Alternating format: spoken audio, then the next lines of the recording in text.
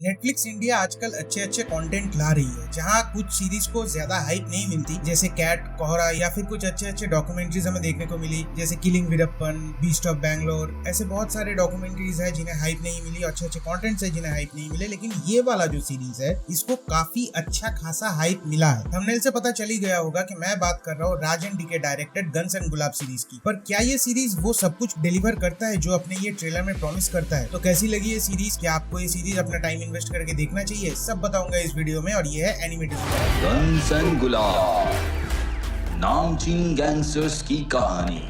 Petrol खत्म हो गया, थोड़ी की अगर बिना स्पॉइलर की बात करें तो ये कहानी है गुलाबगंज की, जहाँ अफीम की भरपूर खेती होती है, जहाँ पे एक सर्टेन परसेंटेज गवर्नमेंट को मिलता है और बाकी जो परसेंटेज होता है उसकी तस्करी होती है। अब इस पूरे तस्करी वाले मामले का हेड है सतीश कौशिक जी। अब यहाँ पे एक पुलिस ऑफिसर आता है जो कि दुलकर सलमान, वो इस पूरे तस्करी वाले जो गैंग है इसको पकड़ के खत्म करना चाहती है। और दूसरी तरफ एक आम सा लड़का है जो कि हमने ट्रेलर में भी देखा है कि एक पाने से 2 लोगों को मर्डर कर देता है, फिर वो पाना टीपू के नाम से उस गैंग को ज्वाइन करता है। और एक और तरफ एक और कहानी चलती रहती है 4 स्कूल के बच्चों की, उनकी अपनी जो स्कूल वाले प्रॉब्लम्स है या फिर जो भी है उसके रिगार्डिंग उनकी अलग ट्रैक चल रही होती है। और फिर इसी तस्करी वाले गैंग का जो ओपोनेंट है, उन्होंने एक अलग से कॉन्ट्रैक्ट किलर जो कि कैरेक्टर प्ले किया है गुलशन देवाई ने, चारकाट आत्माराम, इसको अपॉइंट किया है इस गैंग को खत्म करने के लिए। आपको कुछ समझ तो आया नहीं होगा इतने सारे अलग अलग ट्रैक्स में।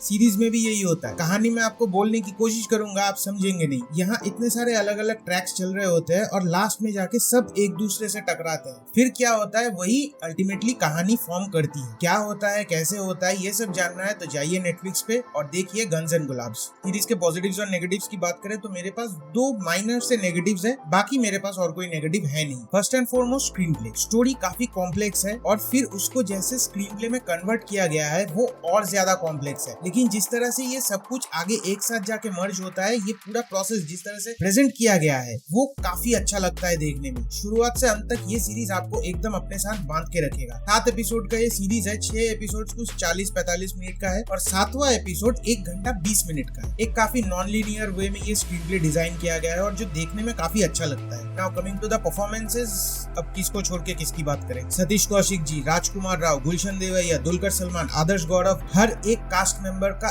एक से बढ़ के एक इन्होंने काम किया है। मैं अगर किसी का तारीफ करना भी चाहूँ अलग से तो वो शायद राजकुमार राव इतना सा ज्यादा डिजर्व करते हैं, स्पेशली उनका जो कहानी है, उनके कहानी के क्लाइमैक्स में उनका जो परफॉर्मेंस है उसके चलते। यहाँ पे 4 स्कूल के बच्चे हैं, उनका काम भी बहुत बढ़िया है। मतलब जनरली चाइल्ड आर्टिस्ट जो होते हैं उनको ज्यादा मतलब बहुत अच्छा काम करते हुए हम देखते नहीं है। कुछ प्रोजेक्ट्स में होते हैं वो बहुत अच्छा काम करते हैं, लेकिन ज्यादातर हम बहुत एवरेज टाइप का काम देखते हैं। लेकिन यहाँ पे उनका काम बहुत बढ़िया है। इवन जो सपोर्टिंग कास्ट है, चाहे उनका स्क्रीन टाइम कितना भी कम से कम हो, सबने अपना अपना काम बहुत अच्छे से किया है। जैसे 90s में होते थे, जब हम बच्चे थे, गली में ऐसे नुक्कड़ में हम लोग ना ऐसे छोटे छोटे म्यूजिशियंस आके ऐसे मैजिक दिखाते थे, तो वो ऐसा एक कैरेक्टर यहाँ पे है, उसका काम बहुत अच्छा है। डायलॉग्स की अगर बात करें तो डायलॉग्स काफी अच्छे हैं, बहुत ज्यादा मतलब गर्मा गर्म मास डायलॉग बाजी जैसा डायलॉग तो नहीं है, जनरली एक सीरीज में वैसा होता भी नहीं है। लेकिन यहाँ पे डायलॉग्स काफी अच्छे हैं, क्योंकि ये सीरीज में राजन डीके का जो एक सिग्नेचर होता है, एक ब्लैक कॉमेडी, डार्क कॉमेडी, वो ये थ्रू आउट द सीरीज इसमें मेंटेन किया गया है। उस हिसाब से इस सीरीज के डायलॉग्स भी लिखे गए हैं। म्यूजिक की बात करें तो इस शो का जो म्यूजिक है वो इस शो का एक काफी स्पेशल पॉइंट है, क्योंकि यहाँ पे 90s के जो गाने थे वो यहाँ पे ऑन स्पेशल मोमेंट्स यूज किए गए हैं। एंड वो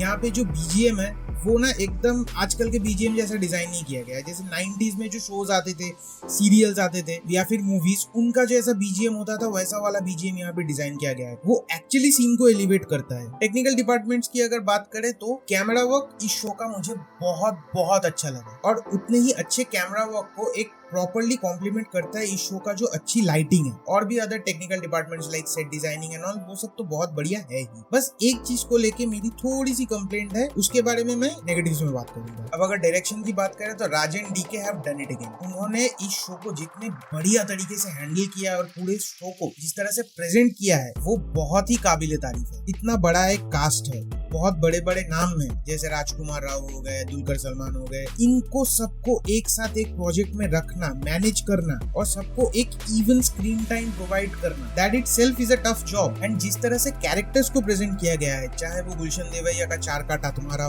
राजकुमार राव का पाना टिपू, इवन राजकुमार राव पाना टिपू कैसे बना, उसका वो जो सीक्वेंस है वो देखने में काफी मजा आता है, आपको लिटरली हंसी आएगी। एंड राजन डीके का जो यूएसपी है, ब्लैक कॉमेडी, डार्क कॉमेडी, वो थ्रू आउट द सीरीज यहाँ पे है। सीरियस मोमेंट्स पे लाइक कोई मर गया, कोई एक ऊंची जगह से गिर के बहुत ज्यादा घायल है, वहाँ पे ऐसे ऐसे डायलॉग्स है, या फिर कोई कैरेक्टर एक ऐसा एक्टिविटी करता है जो देख के आप हंस के लोटपोट हो जाओगे। और ये शो इन्होंने बनाया ऐसे है कि यहाँ पे कोई भी कैरेक्टर हीरो नहीं है, यहाँ पे मेन हीरो स्टोरी है। हर कोई कैरेक्टर उस स्टोरी का एक पार्ट है। यहाँ जो पूरा शो है वो कैरेक्टर ड्रिवन शो नहीं है, वो स्टोरी ड्रिवन शो है। ये शो देख के मुझे तो ऐसा लगा, आपको अगर कुछ और लगता है तो मैं कमेंट्स में जरूर जानना चाहूंगा। ड्रामा, कॉमेडी, इमोशन, एक्शन, हर चीज को प्रॉपर्ली बिल्डअप किया गया है एंड उसको प्रॉपर्ली एग्जीक्यूट किया गया है, specially comedy. And the name of the episodes, बहुत सारे एपिसोड्स के नाम 90s में जैसे फिल्मों के नाम या फिर गानों के नाम थे, वैसे इन एपिसोड्स के नाम होते हैं। अब अगर नेगेटिव्स की बात करें तो 7 एपिसोड का ये शो है। 5th एंड 6th एपिसोड में कहानी जितनी स्पीड से बढ़ रही थी,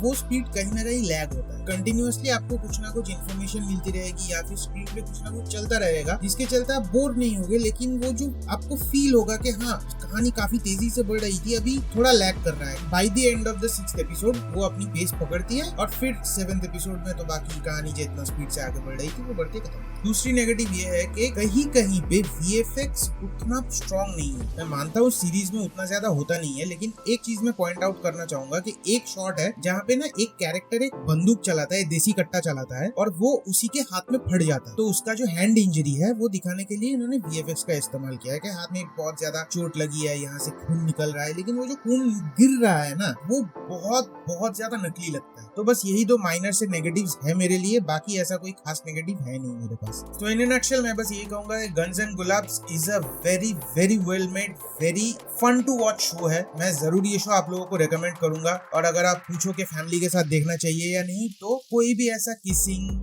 न्यूडिटी या ऑब्सीन मोमेंट्स यहाँ पे नहीं है। हाँ, थ्रू आउट द सीरीज आपको बहुत सारी गाली सुनने को मिलेगा, so rest is up to you कि आप ये देखना चाहते हो कि नहीं। आई मीन देखना जरूर, बट फैमिली के साथ देखना चाहते हो कि नहीं, that is up to you. So on that note हम ये वीडियो यहीं पे रैप अप करेंगे। अगर ये वीडियो आपको अच्छा लगा तो लाइक कीजिए, लाइक कर दो सालो, लाइक नहीं करते, नए सब्सक्राइबर नहीं मिल रहे हैं मुझे, कमेंट नहीं करते हैं। अगर आपने सीरीज देखा है तो आपको कैसा लगा वो मुझे कमेंट्स में बताइए। अगर नहीं देखा है तो जरूर देखना, अगर नहीं देखा है तो वो भी कमेंट करो। कमेंट फोन में कीबोर्ड है, उस पे लिखो, जो लिखना है लिखो। कुछ नहीं तो I love you mummy papa लिख के कमेंट भर दो, लेकिन साला कमेंट भरो। नहीं तो वो टिपिकल कमेंट्स नहीं होते, वो जो ये कमेंट पढ़ेगा भगवान उसकी मम्मी पापा को लंबी उम्र दे, वही लिख दो, बस कमेंट करो। और ये वीडियो ज्यादा से ज्यादा अपने फ्रेंड्स एंड फैमिली के साथ शेयर करो। फ्रेंड्स एंड फैमिली के साथ शेयर नहीं करना, रैंडम लड़कियों को आप लोग मैसेज करते रहते हो ना, घर की लौंडो, उनको भेज दो। कुछ नहीं तो साला वो देख लेंगे, मेरे 2 सब्सक्राइबर तो बढ़ जाएंगे। और अगर आपने चैनल अभी तक सब्सक्राइब नहीं किया है तो प्लीज उस लाल बटन पे गन्स और गुलाब्स फेंक के मारिए और वो बटन प्रेस करवा दीजिए। Thank you, bye bye.